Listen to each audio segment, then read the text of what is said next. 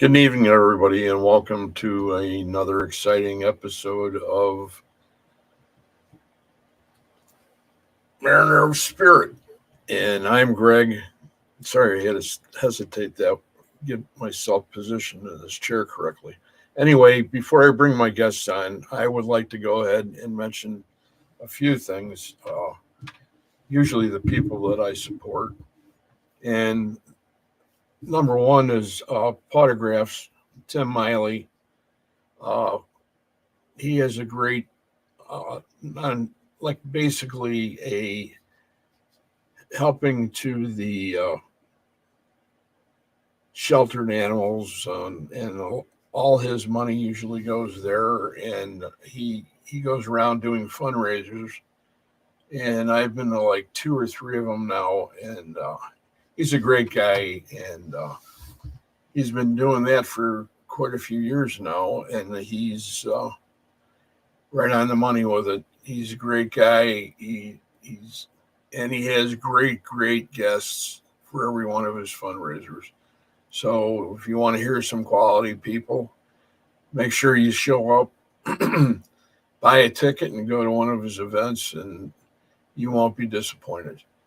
Number two is PKC Paranormal Kicks Cancer, and that's Chris Gaskowski and Alex Wilkinson. And they're from Florida, and they do fundraisers. They'll do haunted houses. They'll do events pretty much across, I would say, Florida and up and down the states, Georgia, wherever they can go ahead and do one. And all of that cash goes to cancer research. And thirdly, of course, it's the Jessica Petrie Foundation. And that's a resource for expecting mothers and families of pregnant women with mental illness. And those are the three people that I support right now. And I want to mention some authors. I'm going to miss a name here, and I know I am, but I'm going to mention the other ones, and then I'll let him mention it to me. We have Ron Iacovetti, we have Heather Lee Langdon, we have Lynn Monet, Dr. Rebecca Foster, Bruce Holliday, Rex Nielsen, Todd Bates, and that's about it. Excuse me one second. I'm running out of fluids, I guess. Anyway, without further ado, I'm going to bring two special people in, and this is let's go like this. So we've got Tobias and Emily Weyland, and they're from the great state of Wisconsin. And it's been a while since I've seen you guys. Yeah. I think it was Spirits in the Spring last year. And that'll probably be the last Spirits of the Spring that I'll be at. So last year? That was it. Okay. Well, I'm with Supernatural Inc. now, and also with the Texas Wraith Hunters. And that, I don't know if you know Anthony Savalas or not, but he's from down there, and he's doing an amazing job in Texas and around the states. And one of my partners, a guy by the name of Reggie Randall, is up by you guys in Madison. I think he lives a little west of you guys, but okay. He's done some absolutely fantastic spirits box work. And if you get an opportunity to stop in at his page, or if you get an opportunity to watch, on when we have the shows, usually Tuesdays or Thursdays, we do one show a piece. And on those, in the beginning, he'll always run the cemeteries. So it's very interesting, but let's not talk about that. It's just great to have you guys here, and I'm excited. And it's like, wow, I've seen some unbelievable pictures I didn't know that, Emily, you how long have you been riding horses? Well, I did it when I was younger for probably about a decade. But then, life happens and I got back into it a year ago. Oh, that's awesome. Hmm. You got your own pony now? I would like to, but not at the moment. Gonna save some pennies and learn some more in the meantime.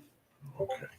And Tobias, you've been doing a lot of amazing work, I see, and you guys are full-time cryptozoologists. I've got a lot going on, and it's difficult because I'm sort of at the stage where I've got some interesting stuff coming up, but I don't know how much of it like I can talk about. Like there was a TV project that I filmed last year, and it's coming out this year, and I swear, I will I'll tell everybody as soon as it's out, but. I'm pretty excited to see that come out. It's about the winged humanoid sightings, in southern Wisconsin, northern Illinois, sort of focusing on those regions. Although it's really about the larger phenomenon all around the Great Lakes area, right? And so I think that's going to be a really good project. I think people are really going to like it, frankly, because what it does is it focuses on the witnesses, right? So. Like I've always said, when you're in investigating, like it's not about me, right?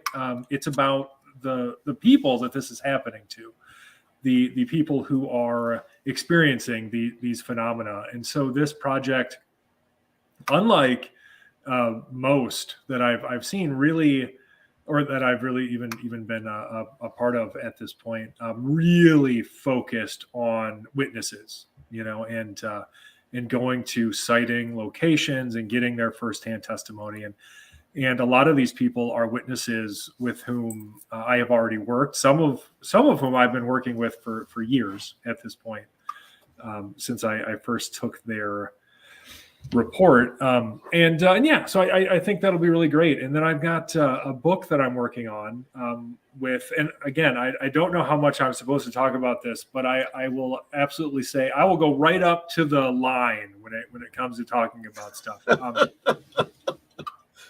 Honestly, so this it's pretty exciting. I'm writing it with a friend of mine who I'm sure and I'll tell Adam. you. It's for a larger book publisher, and it's going to be about high strangeness, and part of it for research. What I'm doing is, or me and my writing partners, we're going out to the Mothman Festival out in Point Pleasant in September. Yeah, so we want to do some hands-on research for this, and hopefully we can kind of get the cooperation of the Mothman Museum out there and get to some of the different sighting locations and interview some more witnesses and stuff. And then, of course, we're going to do some further research in this area as well. That's really exciting to have both of those projects. One of which, the TV one, is basically done. So I'm just waiting for that to finally air. And then this other one that I'm just working on right now. It keeps me busy, right? More or less keeps me out of trouble. So you've never been to Point Pleasant, huh? No, it's one of those things where we had long planned on going. Yeah, we actually I think there was a year we were pretty seriously looking at it and then looking at doing it. And then all of a sudden we realized that we should have booked a hotel months ago. And then right, that was very early on. And so I think we didn't know, but yeah, we quickly realized maybe we'll do this later. I don't think. Yeah, well, I feel like that might have been 2018, 2019. It must have been. Yeah, that far back, and then next thing you know, COVID hit, and then I was so busy doing other stuff that I just hadn't ever got out there. But I'm excited to do it now. None of the other books that I had written had really focused all that much on Point Pleasant, other than drawing similarities and finding commonalities between that Mothman phenomenon and what people have been reporting in areas closer to us. But this new book, is going to focus more on the sort of nationwide phenomenon that is winged humanoid sightings. And so, it's really just doing my due diligence to finally get out there and get boots on the ground and kind of just poke around a bit. It's an amazing town, and it has its own vibe. Even when you're there and nobody else is there. We were there going to Virginia, and it was just like, we'll stop and get out and just walk around. We're in no big hurry. Sure. And then on the way back from our investigations that we did, we stopped there and everything was open. So we got to go into the museum and everything. And of course, I was with Dale Kazmarek. So Dale, he knows the author and the guy that wrote the book on that. And it was really an interesting time. And if you get there, make sure you go all the way down to where the bridge was, because that area there is just got it again. Another one of those vibrations that just, it's uncanny. Interesting. Yeah, I'm planning on driving over there actually, and the reason is I didn't want to fly because it's just too difficult to like bring all of my stuff. I have all of this equipment that I want to bring with, like our spirit boxes and everything to do like Estes method.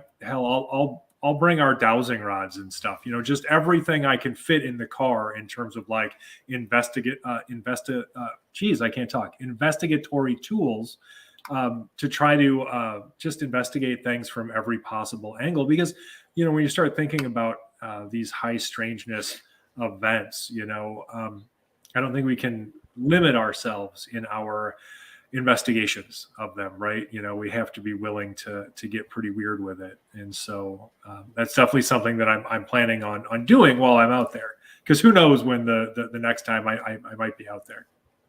So Emily, are you going with?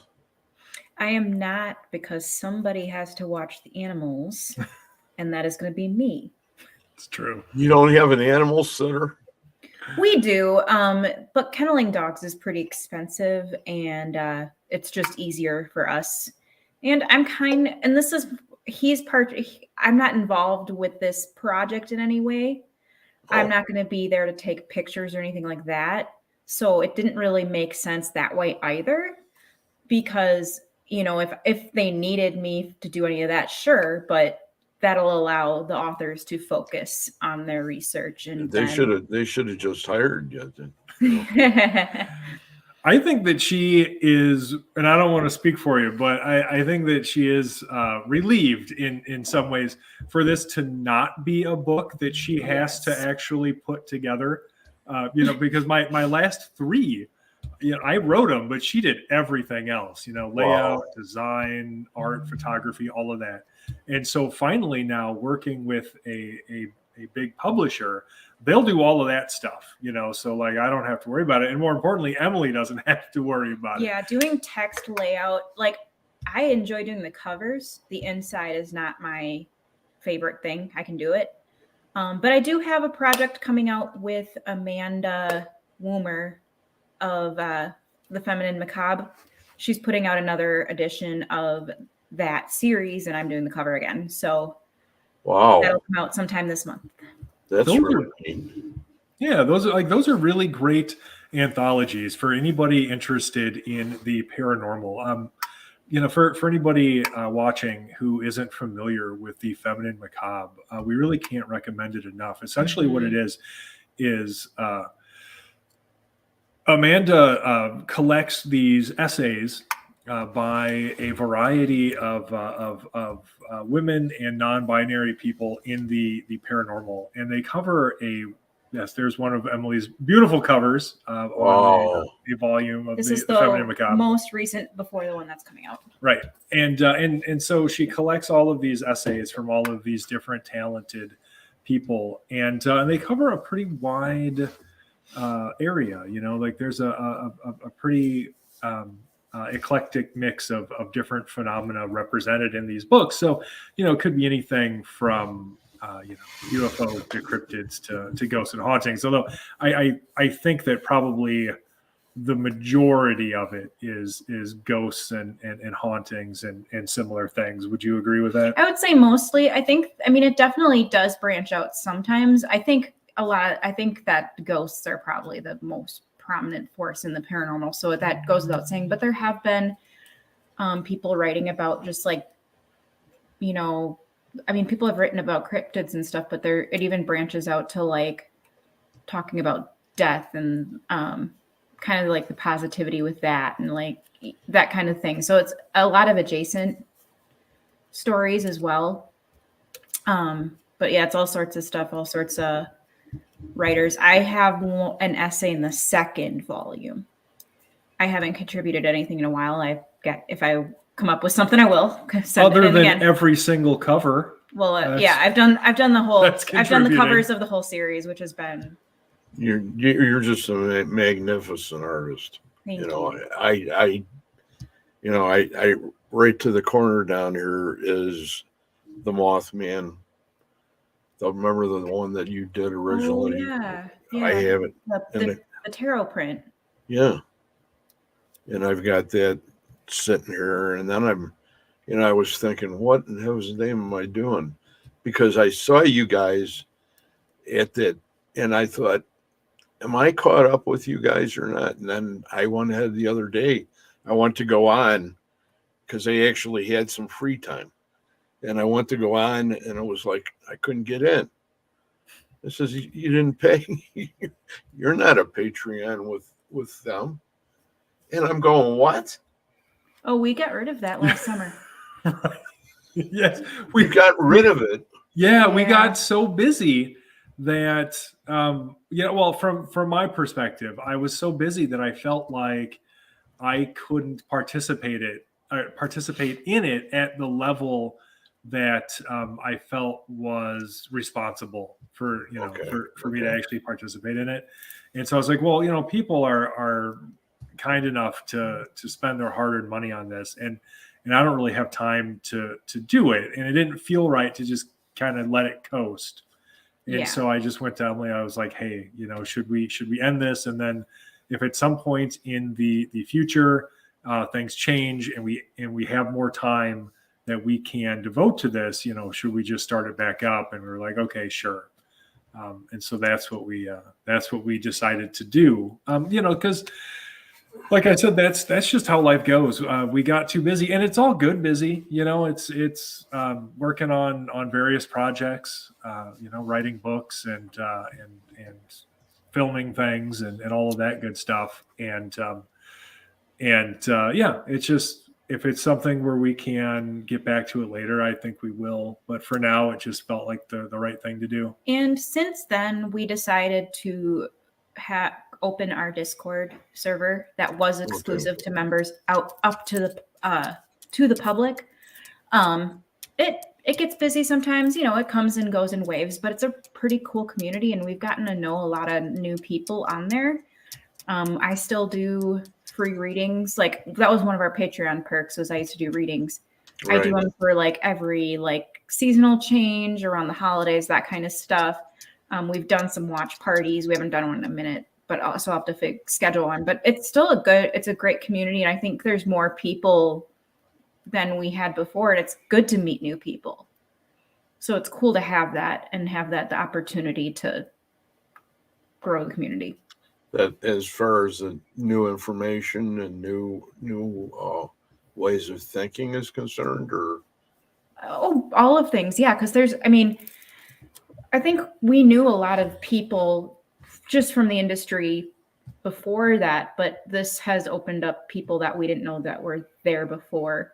And they didn't know who we were. One of our friends is one of our moderators on there, and she has a pretty successful Tumblr account and a Facebook page called Cryptozoology Facts.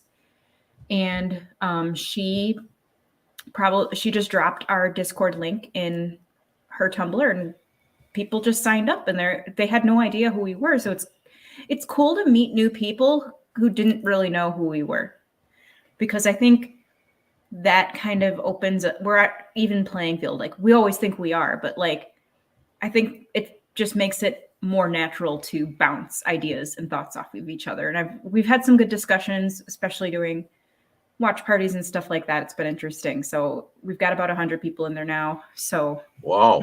Yeah. Well, it's I think last I checked, it was coming up on like 125, I think. Oh, that's been a while since I checked the number then. So that's pretty cool. Yeah. Yeah, no, it has been great, and people are pretty active. You know, I always post my articles and everything in there. Again, I don't have a ton of time to spend in there, but I try to pop in and check, especially to make sure if somebody has tagged me in something, that I'll make sure that I will respond to that for sure. You know, because if somebody's going to take the time to ask me a question directly, I'm gonna make sure that I take time to answer it. Yeah, I've found people to be pretty responsive, you know. Oh yeah. And they talk to each other too. It's not just for, you know, like we've always said, we're the singular Fortean society because we want to be inclusive to everybody. Even if we're not in there at the moment, they talk to each other. Like, they're making connections of their own in there, and that's what we'd like to encourage. Yeah, nobody needs me to have a conversation about this stuff. Well, what do you mean they don't need you? What the heck? Well, if it's a conversation about UFOs, I do point them in your direction. That's fair. I'll tell you what, with everything that's been going on lately with the UFOs and everything, it's been nuts. It has been nuts. Did you see the that jellyfish UFO video? I've written a couple. I'm actually looking at the articles right now. I wrote a couple of articles about it. But you know what I'm talking about? It was that video. It was released by George Knapp and Jeremy Corbell on Corbell's YouTube, and it shows the thing. If you've ever seen Star Wars, it kind of looks like an Imperial probe droid, and it just goes floating through this military base in Iraq. We've only got, I think, just over a minute or so of footage of it, but it's supposed to be part of a larger, like, 17-minute video. But the object itself is pretty interesting. It certainly looks unusual, and a little while after that came out, somebody from that base who had served at that base came out and claimed to have actually seen that video, to have been present for this event, and sort of confirmed that they didn't say it was extraterrestrials or anything like that, but they did say that they didn't know what it was ultimately, which of course is very, very interesting. And the Pentagon, they're not going to talk about it. They released a statement after that, basically saying, "Hey, we don't talk about this stuff. Like, we're not going to tell you anything." So, oh boy, I'll tell you what. Yeah, they take one step forward and then they go back 10. You know, it's just like, how much longer is it going to go on this Eisenhower business?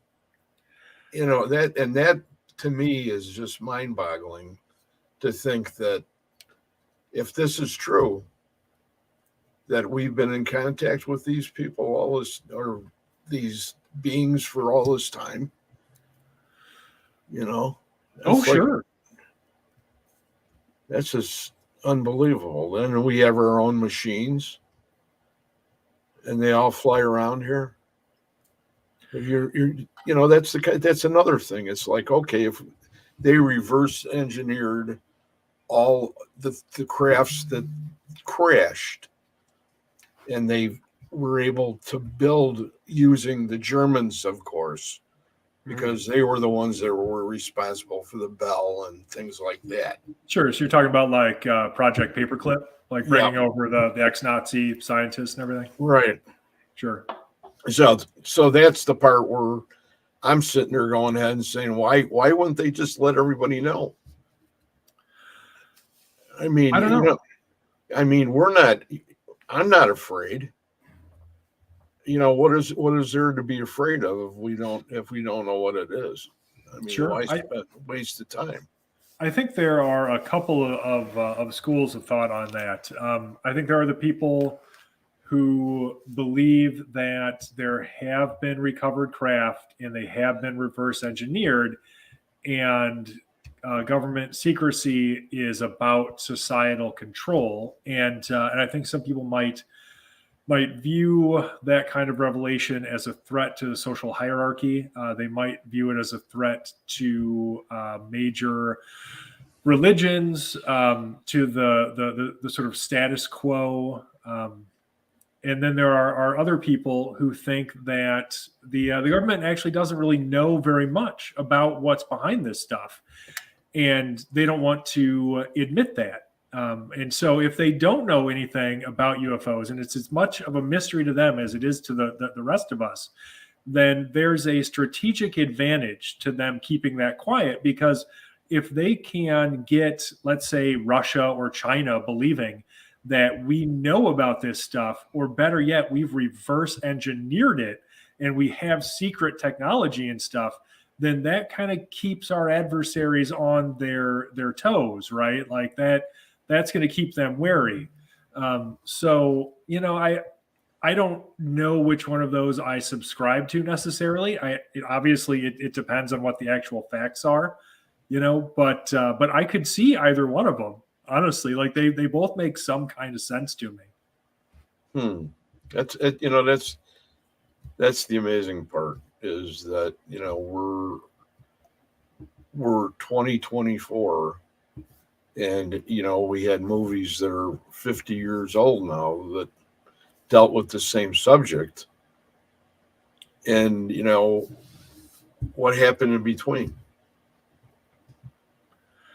Yeah, this has been going on since, well, let's see. I mean, really since the late 40s. I mean, you could really go back to the early 40s. Like I was just talking about the Battle of Los Angeles the other day. And that was in what, 41?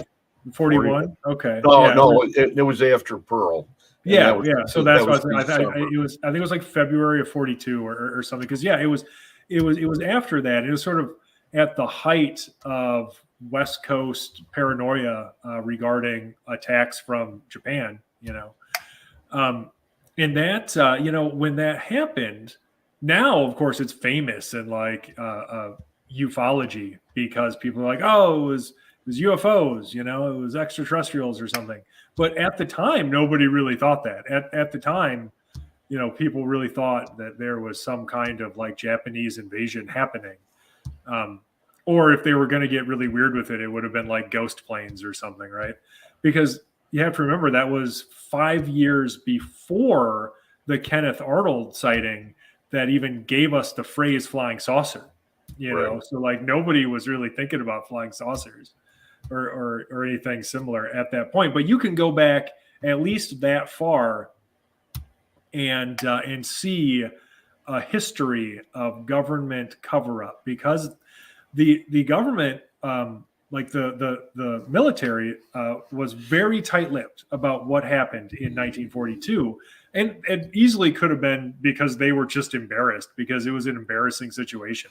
They were shooting at nothing, and they fired like thousands of rounds of artillery. A lot of rounds. They lit up the whole coast. Yeah, right. So, but if you are a conspiracy-minded individual, then you can easily go back to as far as 1942 and look at or observe this history of government cover-ups when it comes to anomalous aerial activity. So I think people are right to be wary. I think they're right to sort of question the government narrative of this. I think so too. Yeah. What do you think about UFOs? He was asking. He was saying something. Sorry. No, go ahead. I want to hear your answer. UFOs? Yeah, like government cover up. I think that it's possible. I would lean more that they probably shouldn't tell us anything. I don't know. Really? Like we shouldn't know? I want to know, but you don't think we should know? I feel like humanity is not ready for it. So the next thing I'm waiting for you to say is, well, I've got this little owl that sits on my room, outside my window in my room, and that kind of thing. No, I'm Emily. I'm just pulling your leg. It's like the movie, the Fourth Kind. Okay, yeah, I've seen. Yeah, that was been a while since I've seen that. That was a freaky movie. To be quite honest, UFO stuff freaks me out. It's actually a little bit of a phobia of mine, especially abduction. I think it can be interesting, but when it comes to disclosure in the government, I do think that there's things out there, and I think that they know things that we don't. And I think that they probably shouldn't tell us all about it, because I just don't know if people are ready for it, especially in the day of the internet. I think it could go in so many directions, and I don't know what I don't think any regular citizens could cause any threats or anything, but I think there are people who would not handle it very well. And just for general safety reasons, I think it's okay that they keep it under wraps, but I hope they hire the best scientists. And I hope they're not dismissing anybody in their ranks that would be helpful with this stuff.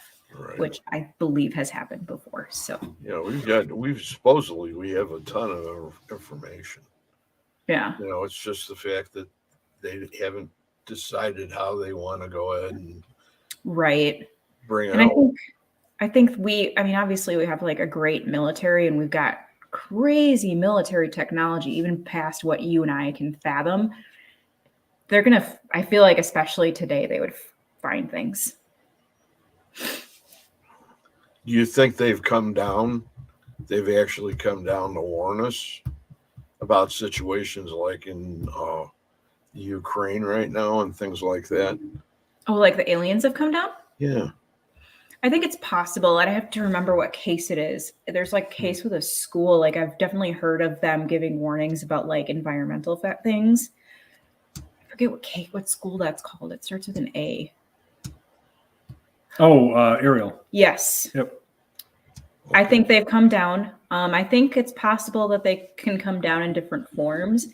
I personally would see them messaging us over coming down to interact with us, because I think they could possibly be as wary of us as we are of them, and they possibly might be more aware than we are. So we're not going to bring out the milk and cookies or anything. Right. I mean, it wouldn't hurt, but I don't know if their alien biology could handle it. Like, our dogs can't have chocolate. Can an alien have chocolate? Exactly. We do know, though, you've heard of this case. So there was a 1961 encounter here in Wisconsin in Eagle River by a man called Joe Simonton. Are you talking Eagle River? Yes. And he had exchanged water for these space pancakes, which is the government paid attention to this, and they tested the pancakes, and they were just like buckwheat lard. Yeah, there might have been a third ingredient. Yeah, they were very basic pancakes, but like he was a very believable man. There's no reason for him to lie about it, but at least they can drink our water. They asked for it, according to his testimony. Well, who knows what they needed that water for? I mean, it could have been true. It could have been fuel for all we know. Right. But yeah, it is an interesting case, and it was investigated by Project Blue Book, and these pancakes, wherever Simonton got them, they were edible. Like you could eat. I don't think they would have tasted very good. No, pretty bland. And, but you could eat them. And so at least those seeming aliens had some kind of edible food. So we had that in common. It's what's really interesting about that to me is Project Blue Book investigated that Simonton case. Like they took it seriously enough, and they found Simonton to be a generally credible person, and they didn't think he was making anything up. and they ended up labeling it as something like a waking dream, which is basically Project Blue Book for we don't know what the hell happened, you know. So I mean, it was interesting, but yeah, I mean, Simonton regretted telling that story. You know, he got to a point where he wished he never had. He wasn't doing it for attention or anything like that. He was just trying to relate what happened to him, and he was, you know, respected within the community prior to this. But you know, after telling it, of course, he was ridiculed pretty heavily because it's a wild story, and so unfortunately, you know, I think if he could take it back, he probably would have. Yeah, I think he just was quickly, especially in that time period, was written off as kind of like the town crazy, which is too bad because, like, what was he, a plumber? Something like that. And he had some kind of blue collar job. Yeah, he lived out on a farm as well. Mm-hmm. So it's pretty, you know, and people knew who he was. I mean, Eagle River is not big. It's a tourist. Look, there's lots of people there because of tourism, but people who live there know each other. It's probably especially back then. So Wow.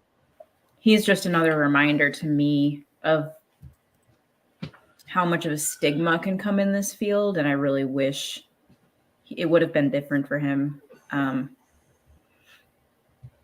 It's just too bad. Like, you know, I think we still deal with it nowadays. The paranormal is more accepted as a mainstream topic now, I think, which is, you know, good and bad, but I wish he had a safe place to tell a story because it was taken seriously and he had no reason to make it up. Sure. Yeah, he really didn't. It's a big town now to me compared to what it was. Yeah, it's like 3,000 now, I think, maybe. Well, the town itself, but I mean how widespread it is. Yeah. The resorts and everything. And the lakes that it encompasses. Mm-hmm. You know, and every year and up to like 15, 16, I was still fishing that PMTT, which is the Muskie Tour. Mm-hmm. And we always did the Eagle River one. And every tournament, there would be somebody that would bring that up. If you were with 10 guys, 12 guys in a room, you know, and guys are talking, well, this is the first time I've been to Eagle River, blah, blah, blah. And somebody would go ahead and say something like, well, you gotta see how their pancakes are. Did these people have any opinion on it, or did they just kind of tell the story? These people, some of them, they're not full-time residents. Okay. So they have their cottage or their summer home or whatever you want to call it up there. And they go ahead and they were just, it was like funnies, you know, like compared to what would happen at Cave Run in Kentucky. And remember when we would get together for those groups and we would talk, and I was talking about Hellier. You remember Hellier? Sure. And we were talking about that part, and it was like the same kind of thing. That, you know, it was the kind of, if you didn't hear it from somebody else, nobody's going to go out of their way to really jeopardize their position in the community by telling something that weird, especially about little gray people, you know. But then we find out today that there's umpteen different types of them. There's big, tall ones, you know, and I heard that and I went ahead and I said, whoa. Well, I don't know. I don't mind the little grays. Right. Well, yeah, you have the like the tall grays or the tall whites. You've got reptilians. You've got the Nordics, and you know, if you go back to some of the one-off cases from like the 50s and 60s, like they get pretty wild. Because then you get into like Flatwoods monster territory, and that thing is all kinds of weird. So it's interesting, sort of the breadth of description you get for these saucer occupants, at least going way back. You know, like you don't get that much in the way of variation anymore. Like not as much as you used to, right? Like mid-century, like mid 20th century, because then like people would be talking about everything from robots to floating balls of light and stuff, right? And now you mostly get grays or variations of grays, between short and tall, whatever, or mantises, like that's a popular one. Didn't Joe Simonton, going back to the historical ones, Sure. They look like little. Joe Simonton described them as 3 Italian-looking gentlemen, so they definitely looked human. Yeah, completely human, like indistinguishable from a human. But that wasn't uncommon back then. No, yeah. A lot of contactees, actually most contactees from that period, going all the way back to like Adamski, like most contactees reported saucer occupants that basically looked human, Woodrow Derenberger. Yeah, I mean Indrid Cole, he was weird as hell, but he looked human, right? He just had that weird craft too. He did. It's just like an oil lamp or something. And that's the kind of stuff that, when you really stop to think about it, where we've been and where we're going and everything else, and how we put a ship on the moon, right? And it crash landed, right? It broke one of his. Oh, the one they just launched like a couple weeks ago. Yeah. It landed, but it broke one of his legs off. Yeah. It's like that is, to me, is just not. I mean, they still have those people that did all those other launches. Yeah, and we're gonna have the Artemis missions coming up. The next one's gonna have people doing the orbit, but then the third mission is when they're gonna land people on the moon again, which will be interesting. I'm excited to have that in my lifetime, but I look at the technology we have now and the technology of Apollo, and it's just amazing. Yeah, what was that, Musk? Elon, of SpaceX, yeah. Did all those where they come back down and they land like something right out of Flash Gordon? It's just right. What can you do? How can you make that up? You know what I mean? You can't. I think one of his crafts is literally called Starship. Oh, like, really? Out of a sci-fi, yeah. That wouldn't surprise me. Yeah. And I don't know if that's his lander or not. I forget. They all have different jobs, but it's a pretty crazy looking thing. So I'm going to have to add both of your names to this authors list. Yeah. What was? I knew there was something I didn't do before the show started tonight, and then I got halfway through the list, and I went, "Well, I'll just mention the other ones a little later on." It's like, when you do this for as long as I've been doing this now, and it's just not the one show. I do 4 shows a week. Wow. That's a lot. And 2 of them I do with that friend of mine that I told you that was from out by you. And he's a star seed. Okay. He claims he's a legitimate star seed. Has he had like a history of contact experiences or abduction or anything like that? He is communication. Okay. 100%. And he can do stuff with a spirit box that I've never seen happen. And he recorded them. And I think I mentioned in the beginning that you get the opportunity to see the beginning of his shows or our shows together when we do it. Because they show clips. He has clips of the cemetery. And the first time I worked with him, I worked with a cemetery down here right south of the border that I had no idea how he was going to handle his sessions. And I was going to do my own, but as soon as it started out, it was like, I don't need to do anything. he is drawing them. He is literally drawing them out of the graves. And I can't say that. I couldn't put it any other way but that, because there was one, we were on one of the first big tombstones. And the guy's name, to me, is Reardon. But no, it was pronounced Riordan. So when he's going down, we just started up, and he's going by and he goes, "Oh, hi, Mr. Riordan." And I says, "It's not Riordan, it's Reardon." And it comes back and corrects me. On the spirit box. Yes. Wow. And it was like, that stuff's been going on. And then they went to New Orleans for the Fear Fest or Scare Fest or whatever it was. Okay. I didn't make that. I wanted to go there.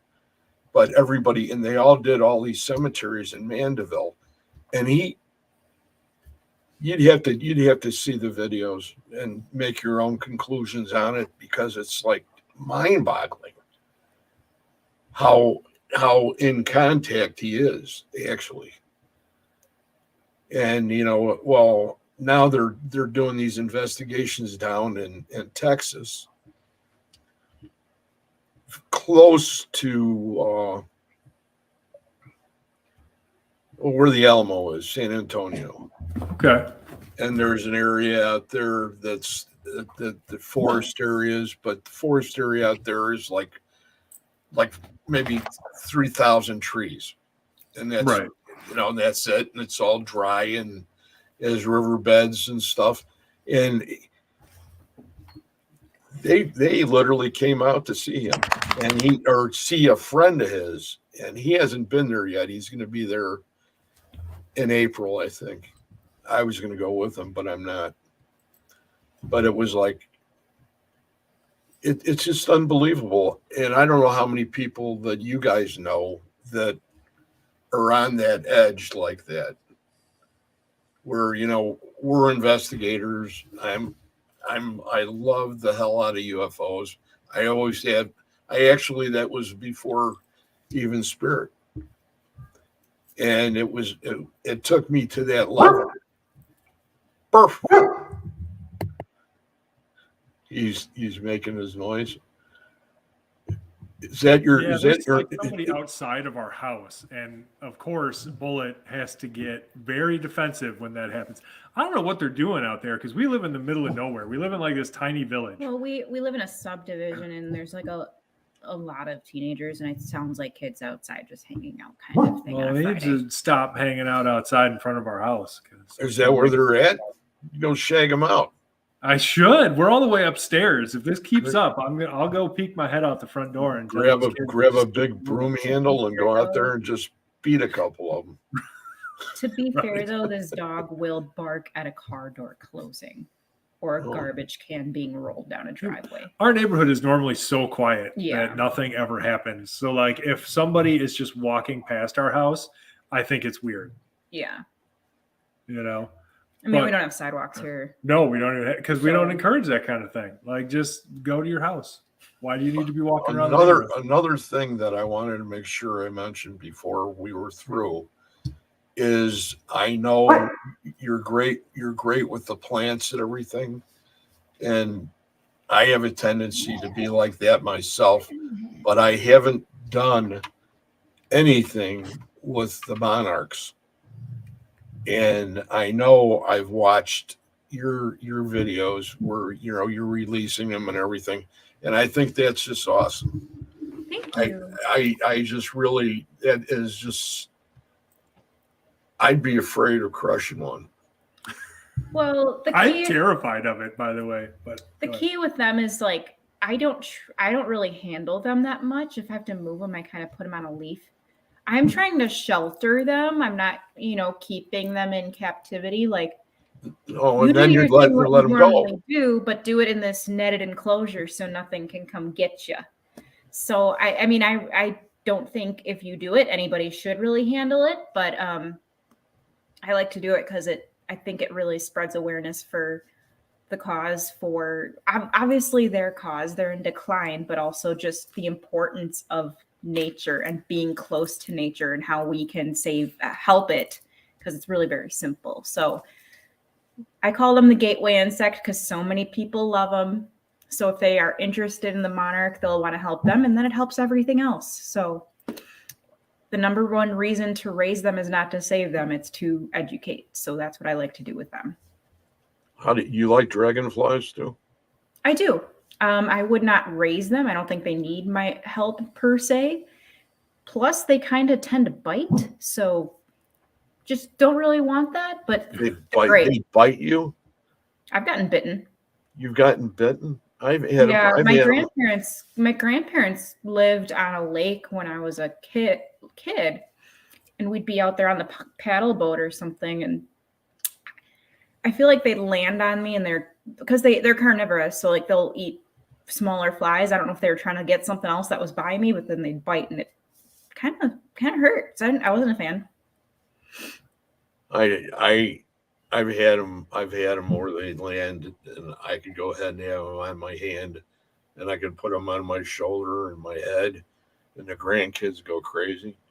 And they'll go, "How do you do that?" And I says, "I have no idea. They just come." Yeah, sometimes they're just like, I'm gonna land here for a minute. Like sometimes they wouldn't bother me, but I've definitely been bitten once or twice, and I didn't care for it. So. You just got to have that energy to you, honestly. You know, he must have the dragonfly energy while I have the butterfly energy. I guess. And both of us are teetering on the Mothman. He's the Mothman right. energy. Yes, I have that Mothman energy. So, you know, it's not always the greatest, but it's there. So when you go there too, another thing that I caught on the way home was the fact that being there and reading the book. I mean, we even read the book, I think, in the group, sure. right? Yeah. And when you think about it, I had to right away. I had to go ahead and pull the darn book back out and read it again. And I have no idea, but if you get into that hotel right there downtown, right off where the street went, and then where the bridge was, there's this like 10-story hotel right there that's got quite a history about it. I think I emailed that one when we were looking, and they like probably were just like, "Who are you?" We're of course booked up. You must be new here. Could be. Yeah. I'm really looking forward to it. You know, and I wanted to mention too, because you know, just to go back, you were talking about your friend who's the star seed and everything. You know, I find that interesting that, you know, he seems to have a closer connection to another phenomenon. You know, because most people separate, and I'm not saying this is correct, but a lot of people will separate, you know, aliens from ghosts and hauntings. But I don't know that's the correct thing to do. I think it's interesting to see the relationship there. You know, myself, I've always had a history of weird experiences and contacts my entire life, which is why I do this. You know, I don't know that I ever would have got into this stuff otherwise, right? And a lot of the things that have happened to me over the years, depending on how you look at it, could fit into a variety of categories. You know, like if you were into UFOs and alien abduction, you might categorize it as that. Or if you're into ghosts and hauntings, you might categorize it as that. But they seem to be so interrelated that, I don't know that we can do that anymore. I don't think that we should try to anyway, you know? So, I wanted to make sure that I mentioned that because I find that fascinating. And so since he's local, we'll have to look him up because I'll need to talk to him and Reggie Randall, more about his experiences. I'll go ahead and give you his contact information because he works he works in the bowling alley.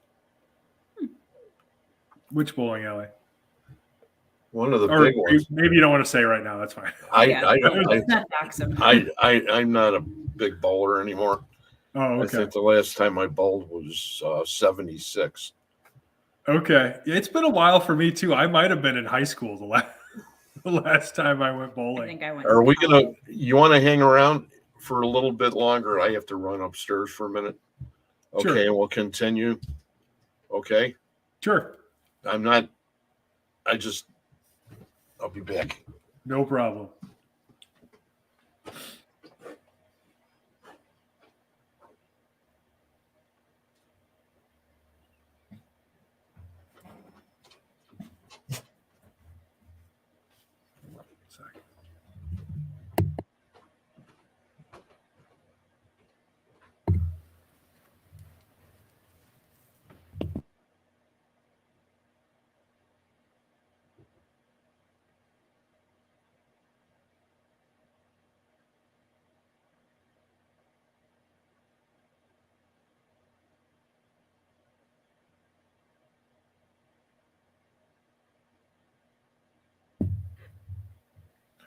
All right. Well, while we're waiting for Greg, I'm going to look up and see what Joe Simonton did for a living because I don't remember. And I feel like the other day I guessed plumber, but I honestly don't remember.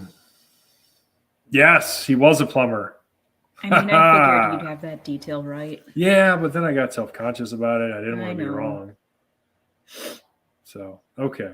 But then he lived on a farm, so I wonder if he did like just some subsistence farming on the A side. lot of people did. A lot Yeah. of people. A lot of people still do. Yeah. Totally. In fact, it's more common than not to start farming like as a side hustle. Sure. Well, I mean, it's cheaper to have eggs at home than it is to buy them at the grocery store, especially the way inflation has been. Like those Yeah. egg prices got just bananas. That's why I want chickens. Yeah. I mean, we can have chickens here. We can. We can have So, 6. but okay. Yeah. Good to know. I was right about that. I feel better too because I had, mate, Sorry about there that. he is. He has returned. No, you're fine. While you were gone, I wanted to look it up and make sure that I was right about Joe Simonton being a plumber, and so I looked it up, and we were correct. That's what he did for a living. So now we all know. My recollection of his story was it was close to where the Bray Road business was. Oh, it's Yeah, no, Bray And Road.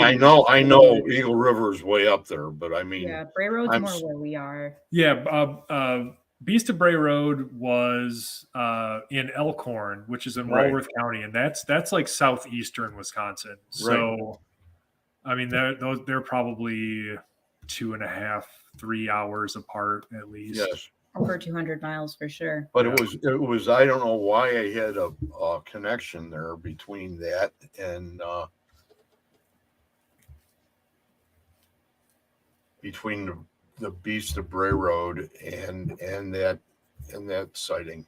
Sure. Or that- Well, I mean, or they're probably Wisconsin's 2 most famous sightings. Yeah, and Wisconsin's a pretty weird place. That's true. I mean, I we've got a lot of urban legends. We've got the whole like folklore hoax of the hodag. But I mean, I think it's Eagle River also. That's in Vilas County, and Right. that is part of where I'm going to butcher the pronunciation, the Chequamegon Nicolay National Forest is. And there's a fair share of Bigfoot sightings up there as well. That's true. And it's not far. We used to actually go up there every year. My family used to rent a lodge in Conover near Eagle River. on Conover over on Yep. 45. Yeah, it was right on South Twin Lake. Yep. Okay. Like So- right on the lake. It Right was on beautiful. it. Yeah, it was an old loggers lodge, which was really cool. Yeah, it had its own pier and everything. We had a pontoon. Oh boat. no. It was great. But I mean, drive 40 minutes, you're in the UP. You're still in that forest. I think it might change names by that point. But anyways, then you're up in Paulding Light territory. Like it's a weird area, and I could see how with the whole state with its weirdness and then that all the lore around there, it's easy. The Paulding Light, I think we've been to. When all my kids are all grown, but when they were young, we used to go there every year because we would be over on Star Lake, which is over off of N and K, Mhm. and I've been there probably now 50 plus, and we still go there. We'll be going up there again. They tore. I don't know if you're familiar with anything over by Star. You remember Hince's North Star Lodge? No. Great supper place, real great food. They tore it all down. Oh.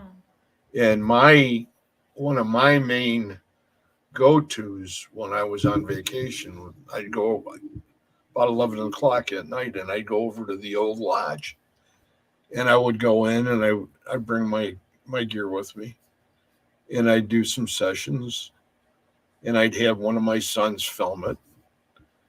And Star Lake is named after a guy by the name of Harry Starr. And Harry Starr was a guy that came up when they were first getting ready to start logging. So you had the two guys that were going to run the logging operation would leave from Wausau, and they would walk all the way up to basically Star Lake area. And they were the ones that did the scouting, and then they brought everybody in and they set up the logging camps and stuff. But anyway, the point is that out of all that information and all the stuff that I did with him, he died on his wedding day. First thing in the morning, he owned the mill. And then all of the rest of the logs went on the railroad cars. He went there to check the mill out early in the morning. It was like, they said like 4 o'clock, something like that, 4 or 5. But they had a crew working, and he went there, and somehow there was an accident, and he lost his head. And it was that somehow, and I couldn't find anything out until last 4 or 5 times that I talked to him. Mm-hmm. And he would just give me words, and the spirit boxes and stuff like that. And he said, he finally told me, because I couldn't figure out, well, these huge logs are all on chains and they're coming down, they're moving them through there. And he was in his 30s. Why wouldn't he be able to get out of the way? And I got the last word I got from him was hernia. Okay. And it all tied it together. Interesting. But now they tore down everything. That's too bad. It would have been another site, another Wisconsin historical, right? Because the guy that owned Hince's, and it was Bill Hince, he actually put up all these other additional big cabins, beautiful cabins. Put all these together, and they were running really strong. And then he was just done. He had done it since he was like 17. And he wanted to get out. And then it was like, well, he finally sold it to this guy. But instead of getting all the paperwork done for a historic site, like he did with a lot of the other buildings that are right in Star Lake, the library, he had, one of them was, I think, a library. like a little school. No, it was a schoolhouse. He had a schoolhouse and he had the old house that belonged to the old Frederickson girls and things like this. And, people don't understand that stuff, but he was tired of waiting, and he had this guy made him a big offer. And he said, don't worry about it. He wouldn't tear down the old lodge. And it was field stone and logs. Huge logs. And it was two stories. And inside it was a birch spiral staircase. That must have been gorgeous. That sounds really cool. From way back in the day. This was when it was original. It was the only thing there. All the hunters and everything would come there. I had one of the things that started me out was there was an author, and I can't think of his name right now, but he did a series of books on Vilas County. He did, and they were all the stories, the ghost stories of the North Woods. Mm-hmm. And what I was going to go to was the one over on the Chippewa flowage, which was even crazier than this. But anyway, they should have never done it. They should have never torn it down. And I don't know where Harry is now. Harry probably went somewhere else. But I'll tell you what, I never had anything like that happen where I came close at Gettysburg, but they came out to me at Gettysburg. Mm-hmm. They came out of the woods and they were around me, and we were all, because I was a veteran, I announced it that way and said, you guys can come out if I can help you with anything. And I could feel them come out. And I'm not, I'm like a medium. And, I've been working with Scotty Rourke. I think you guys know who Scotty is. Sure. He's been my mentor for the last 4 years now. And it's unreal when this stuff happens, because you get a real good inkling for it, like you guys did up there north of you guys, where you guys were doing your exploring. Mm-hmm. With that friend of mine that was from down here in southern Wisconsin.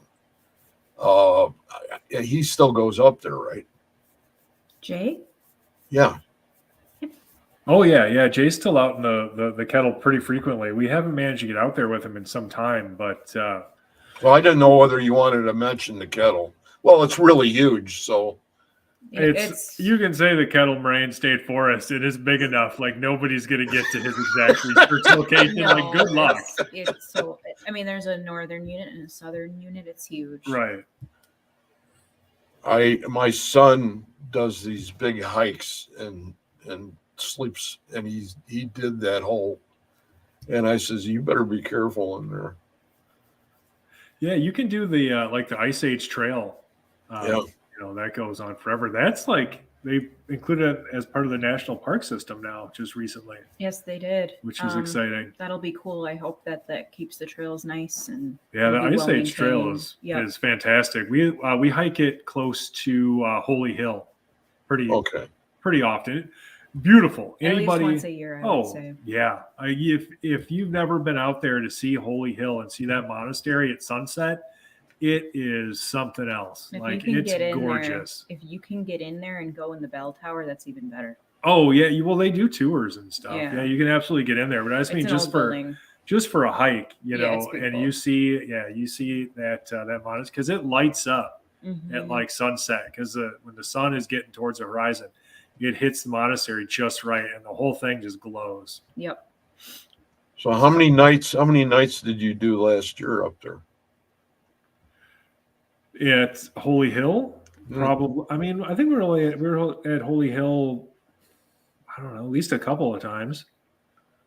We were in that area a bunch of times, because there's a bunch of, like, not necessarily at Holy Hill, but if you think about like just what's going on around Holy Hill, because Holy Hill is part of the like that Kettle Moraine area, and it's right on the Ice Age Trail, because we went on investigations up to like Low Lake, which is over there, Yeah. and some of Jay's research spots in the Kettle Moraine State Forest. So, I mean, several-ish times at least. It would have had to have been. I don't know about last year, but definitely 2022. Oh, am I thinking 2022? Yeah. I don't know why we didn't make it out there last year, but Well, we were still in that area. Yeah, my parents bunch. live in that area, so. Well, I mean, even like going out exploring stuff because we went out with other people. Yeah. So, yeah. I mean, we get out there pretty frequently. I guess last year was something of a down year, but it still would have been several times. Mm-hmm. Getting out there. We went to this. We went to a place with Adam Benedict last year. That's in that area. That Paradise Springs. Yeah, that was interesting. So there's this natural spring out there, and it looks like the setting for a horror movie. Like it's just one of the coolest, creepiest places I've ever seen in my life. But this spring, it's still in active spring. So in the earlier part of the 20th century, like springs were really popular. And people would build like lodges and stuff around them, and then people would come because they thought like these springs were good for their health, or they had natural healing properties and stuff like that, right? And so this spring is still there, and the spring house that they built around it is still mostly there, but a lot of the other buildings have kind of decayed or been demolished and stuff. So a lot of it's ruins. Right, but the spring is still pristine, and you can go there and check out the spring itself, and it's really neat. It is. Yeah, it's an interesting area. It's a cool piece of history. I forget who owns it, but it was like a really rich family from. I can't remember if it was like the Pettits or something, like a rich family from that area, from like southeastern Wisconsin or northern Illinois. And they owned it, and I think they had like a hotel or spa there at one point. They had like peacocks running around. Oh yeah. They had a racetrack. Like it was a whole thing. Right. But now it's all that's left is like the ruins of the spring house in the spring. I think they put trout in the pond connected to the spring. Right. You can catch and release there. Yeah. So there's this pond that the spring feeds into, right, and then. Yeah, you can fish there if you want. But it's interesting. I'd like to take the spirit boxes out there maybe. Yeah. And just kind of see what happens. Or you should. And I would if I were you guys, bring a couple chairs and just sit down. Yeah, we could. And let them come to you. Sure. You know what I mean? Rather than pursue them. Yeah, we've had some interesting results, with like Estes method sessions in the Kettle Moraine and that area, southeastern Wisconsin. I remember we had a really interesting one with Adam, speaking of Adam, where whatever he seemed to be in communication with was very responsive in a way that was unusual, even for Estes method, like it was really something else. And then did you do one out there? I've done them here. You did them here. Okay. And it's been, I feel like one session I got something out of it, and then the other one was like super responsive. Yeah. And that was trying to contact like winged humanoid entities too. So that was interesting. That wasn't even anything human. Going under then the Estes method is so strange. But like I was a little nervous initially when I started doing it, but like you kind of get into a trance and then you don't mind anymore and you're just kind of there. And you channel. Right. I don't remember 1/10 of all the words that are spoken because I have a show on Wednesday. That's the same show that I had how many years ago. And it was all Estes. But now I have it where I have groups of people from different areas of the country. I'll have a team. I have teams from Texas. I have Missouri, all that sort of a deal. And Minnesota. And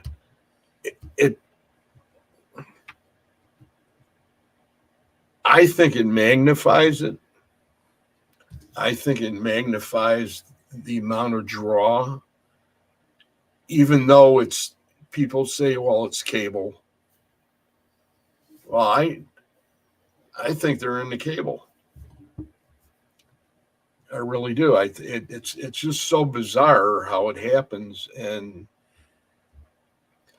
we've been doing this so long, and we have some people that are all there with me that have continued to do it, and it's spectacular, I think. And I can't, like I said, I can't remember when it's my turn, and we'll do double. And then we'll have like 5 people. We'll have one person that moderates, so that person can ask questions out of the chat, Mhm. and then everybody else goes ahead and they have to write down the responses, and it gets crazy. I just thought the Chippewa flowage. A friend of mine died 2 years ago. His name was Dave DeRazio, and he was a big guide. His parents owned a resort in an area they called the DeRazio Bay on the Chippewa flowage. And when he was younger, this is back in the day when you had Polaroids, that there was, unless you took it with a small camera, when you went to release a fish, they had Polaroids, and it was him and another guide that I'm not even going to mention his name, but they were together and they were fishing, and the sun was going down, and they were on an island that's on the Chippewa flowage, and they call it Ghost Island. And what goes on there is there's actually an Indian chief, full headdress, on a horse, and goes over the tops of the trees. And they actually took a picture. They had a picture of this. And the last time I saw him was like 2 years ago in Wausau. And I had to ask him again. I just wanted confirmation about it. And I said, do you know where the picture is? He says, I think so-and-so's got it. And I said, wow. And that's the kind of stuff that happens there all the time.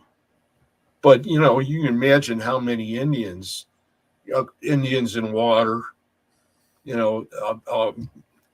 Native Americans, let's say that, to be politically correct. But, it's that part where you really start to wonder. Mm-hmm. And when we were talking ghosts and entities and things like that and aliens, do you think that maybe they're all one and the same?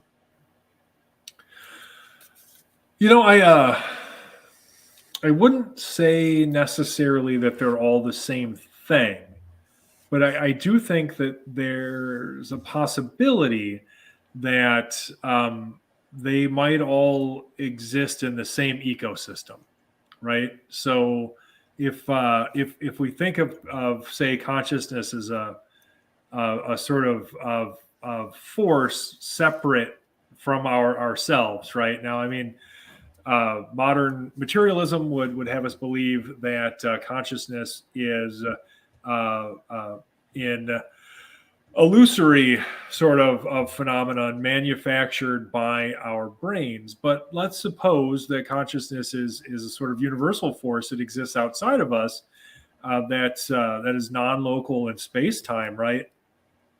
And that our brains act as more of an antenna to pick up consciousness, right? Then that being the case, if you had things that were more native to that sphere, right, than us, I think they could take a variety of forms. And it could be that when human beings pass on, what ghosts are impressions of ourselves on this field of consciousness, right? And it could be that other things are impressed on this, or use it as a medium for communication, or otherwise seemingly dwell in it. And so I think that while otherworldly, non-human intelligences like aliens and things aren't necessarily the same as human ghosts, I think that they might occupy the same space, right? And so they might play by the same rules. That is to say, so I think there's a lot of similarities there. So interdimensional dimensions are carried on. They're on a different dimension, Yeah, I mean I think that is definitely one way to look at it, and I think it explains a lot. Interdimensional. But, hey, it's getting late. I'm sorry to keep you this long, but it was great to go ahead and have you guys. This is like a reunion time. It is. Yeah, this was great. I didn't even notice how much time had passed. So that'll, that pretty much says it all. It went pretty fast. So if you guys want to hang on, and I'm going to say goodnight to everybody. Sure. And then we'll go ahead and talk just a few minutes. And we got Carol. I just want to mention a few names: Carol Garcia, Joanna Stewart, Kim Baranski, Irene Akito from Japan, and Dark Horse Paranormal, which is my other family. So that's Chris Carr and Kristen Johnson. So I'm going to go ahead and end it now. You guys have a great evening, and thanks for being here. And I don't even have my calendar out, so I can't even tell you what's going on next Friday. So, but no biggie. You'll hear it Wednesday or Tuesday or something. So, good night, everybody. Thank you for being here.